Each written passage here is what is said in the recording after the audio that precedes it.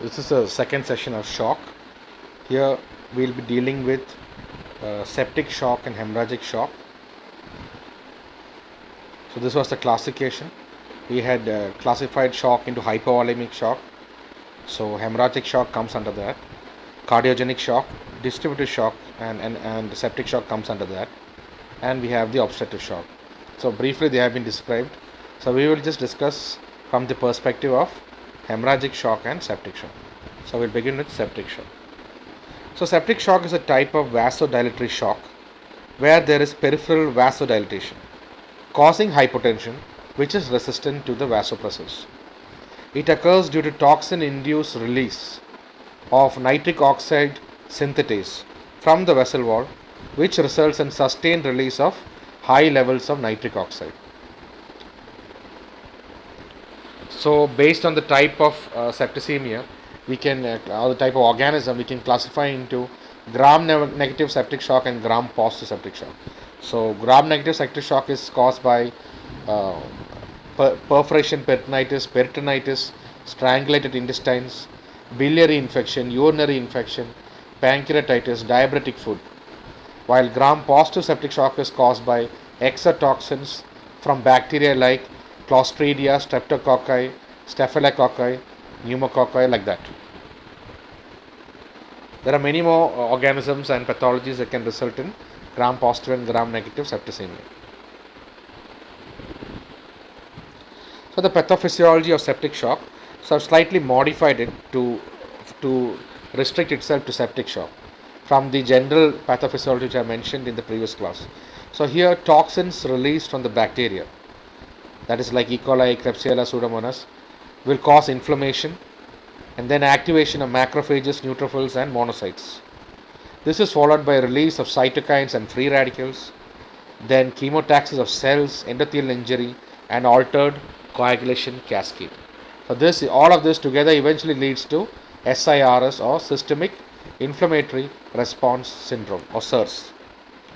Now this results in the reversible hyperdynamic warm stage of septic shock. So here the patient has fever, tachycardia and tachypnea. This is then followed by severe circulatory failure which results in multiple organ dysfunction syndrome and disseminated intravascular coagulation. And this is then followed by the irreversible cold stage of septic shock. And this will be followed by eventual coma and death.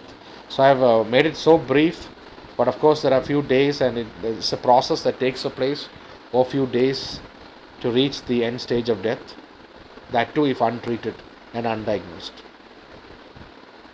Now the stages of septic shock.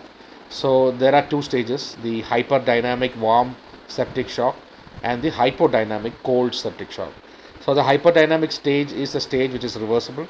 Here the patient has fever, tachycardia, tachypnea and the regular febrile episodes are seen and the pyrogenic response is considered to be intact. Now in the cold septic shock or hypodynamic septic shock stage, here the pyrogenic response is lost. The patient is in decompensated shock.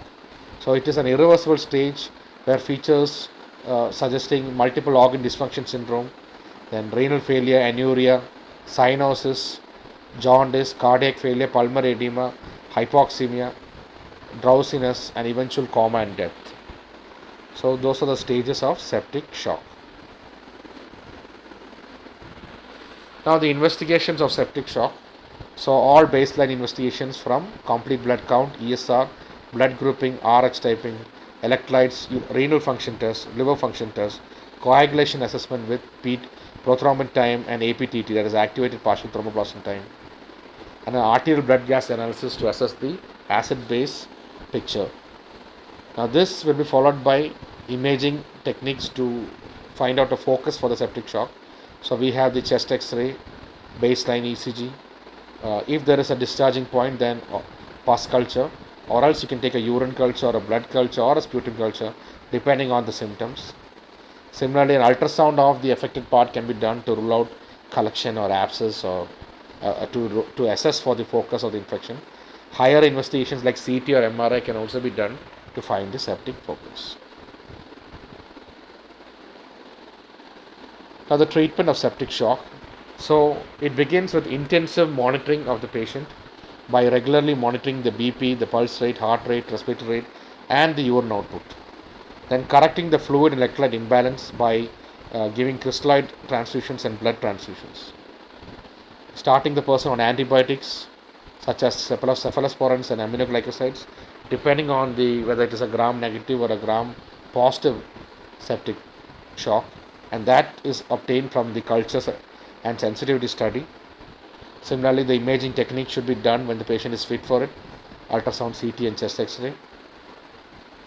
Now, once you find the cause, you have to treat the cause. So, if it is something that can be treated medically, well and good. If not, you prefer a surgical procedure. So, if it's an abscess, you go ahead with a drainage procedure of the abscess. If it is a peritonitis or some strangulation of the bowel, then you can plan an exploratory laparotomy. If it's a gangrene of the foot or diabetic foot, you can plan for either multiple debridements or an amputation of the limb. So, along with all of this, patient must receive regular ICU care, oxygen support, ventilator support, and the administration of inotropic agents like dobutamine, and adrenaline if required. So, this is the management of septic shock briefly. Now, next we'll go on to hemorrhagic shock. So, to begin with, what is a hemorrhage? Generally means bleeding. So, based on the source of bleeding, we have three types. You have arterial hemorrhages, venous hemorrhage, and capillary hemorrhage. Now, arterial is generally bright red and spurting, and spurts along with the pulse of the patient. Venous is dark red, and it's more of a steady and continuous flow. Capillary is a bright red and rapid bleeding. So, there is no actual spurt in the case of capillary. Now, based on the time of onset of bleeding, we can classify into primary hemorrhage, reactionary hemorrhage, and secondary. Now, this we can extend to injuries as well as to surgeries. So, when the bleeding occurs at the time of the injury or the surgery, it can be called as primary hemorrhage. Now, if it occurs within the first 24 hours after the surgery or the injury, it can be considered as reactionary hemorrhage, and it's usually due to either straining or vomiting or hypertension, which results in the clot dislodgement, or the sutures which are placed during surgery has slipped. So, those are the causes for reactionary hemorrhage. Now, the third category is known as secondary hemorrhage. A secondary occurs beyond 24 hours after the surgery and usually within 2 weeks following the surgery. It may be due to infection or due to an eroding pressure by a drain or a bone on a vessel. So, that is the cause for secondary hemorrhage. Now, saying this, we are going to move on to hemorrhagic shock. So, the pathophysiology is similar to hypovolemic shock. Only here the cause for the hypovolemia is bleeding. So, bleeding is there and then is followed by hypovolemia, which then results in a low cardiac output. From there on, tachycardia, and there is shunting of blood from the splanchnic vessels by vasoconstriction in order to perfuse or increase the blood supply to the vital organs like the brain, heart, and lungs. If the shock persists, then the cardiac output falls further down, and then hypotension and tachycardia occur. That is a more worsened form of tachycardia will occur, and then this is followed by hypoxia and metabolic acidosis. Then there is release of cardiac depressants, and then eventual cardiac failure sets in. Now, just like shock in general, this is one part of it. The hypoxia will be followed by anaerobic metabolism, lactic acidosis, and hyperkalemia, hyponatremia, and hypocalcemia, leading to sick cell syndrome. Simultaneously, platelets also will get consumed to form clots in different sites, which results in disseminated intravascular coagulation, and that will worsen the bleeding, and it will result in eventual total circulatory failure. So, that is the pathophysiology of hemorrhagic shock. So, we can classify it into 4 classes based on the amount of blood loss. So, class 1 means up to 15% of blood loss, class 2 is 15 to 30% of blood loss, and class 3 is 30 to 40% of blood loss, and class 4 is more than 40% of blood loss. So, clinically, if you look at a class 1 patient, generally the patient is clinically normal as the blood loss of up to 15% is tolerated by the body. Now, if the blood loss goes beyond 15%, then the patient has several compensatory mechanisms to cover up. So the patient clinically will be pale and will be thirsty and will have dry mouth and have cold, clammy skin. And on examining the patient will have tachycardia and hypotension, oliguria, and eventual anxiety and confusion, depending on how much of the blood loss is lost. 15 to 30% there won't be much hypotension or oliguria, but 30 to 40% means there will be hypotension or oliguria. And if the blood loss goes more than 40%, then the tachycardia will be difficult in the sense that it will have a rapid thready pulse and there will be significant hypotension, and eventually the patient will become drowsy or unconscious and will be followed by multiple organ dysfunction syndrome. And this will eventually result in death if untreated.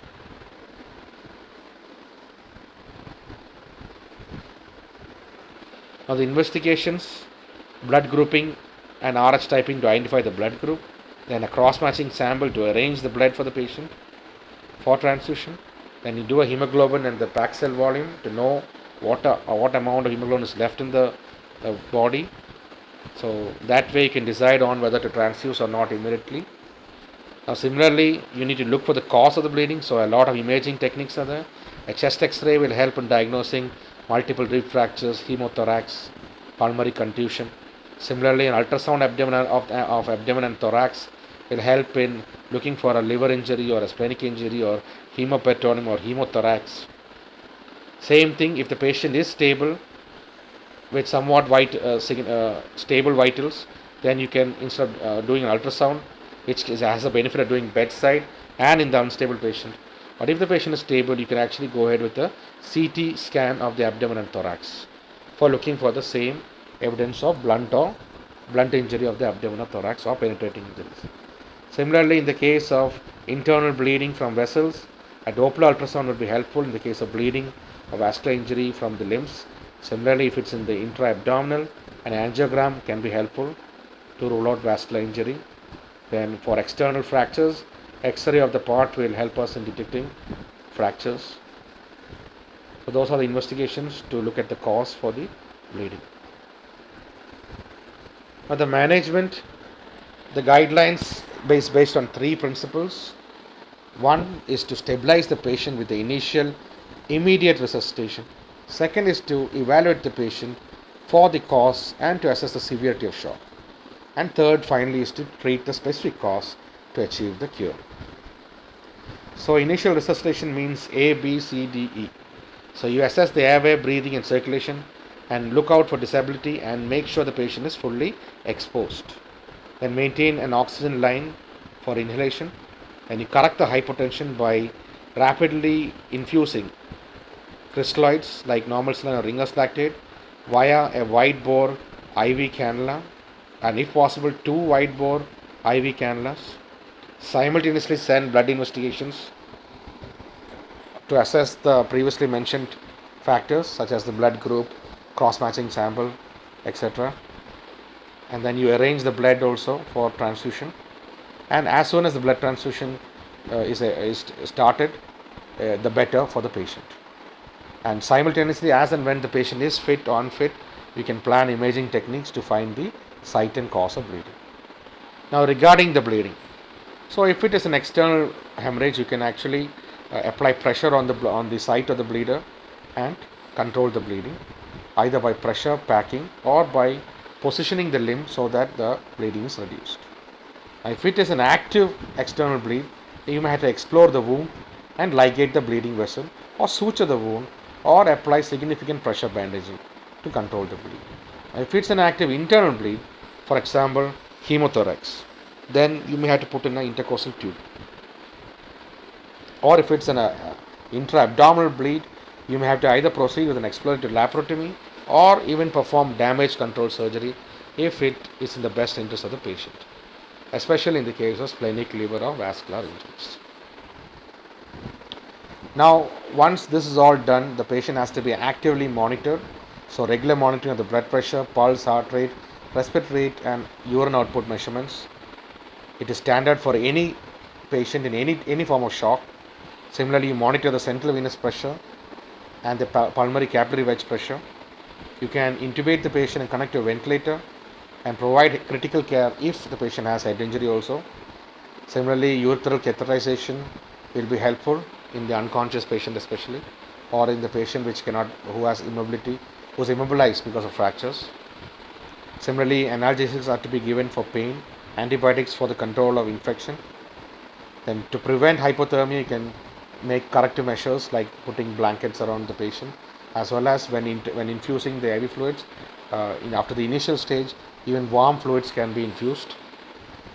Then you have to eventually correct the fluid electrolyte imbalance and the acidosis that will set in once the process of shock begins. And to prevent as well as correct the coagulopathy that also will set in once the process of shock begins. So this is the management briefly about a hemorrhagic shock patient in general. So thank you.